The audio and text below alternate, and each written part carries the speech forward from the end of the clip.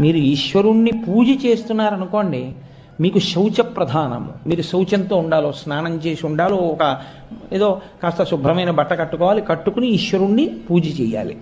కాదు, మీరు భగవంతుని యొక్క నామమును చెప్తున్నారనుకోండి, ప్రీతితో సంతోషంతో ఆయన్ని పిలుస్తున్నారు. ఇప్పుడు శౌచం ఉండాలా అక్కర్లేదా? అక్కర్లేదు. శౌచం ఉండాలన్న నియమం ఏం లేదు.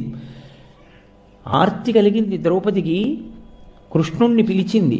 అప్పుడు ఆమె ఏకవస్త్ర రజస్వలా దోషంతో ఉంది. భగవంతుణ్ణి పిలిచింది. వచ్చాడా లేదా కృష్ణుడు? రక్షించాడా లేదా? గజేంద్రుడు మృత్యు సదృశమైనటువంటి భయంకరమైన స్థితిలో ఉన్నాడు. ఈశ్వరుణ్ణి ఎలుగెత్తి ప్రార్థించాడు. ఈశ్వరుడు వచ్చాడా లేదా? వచ్చాడు.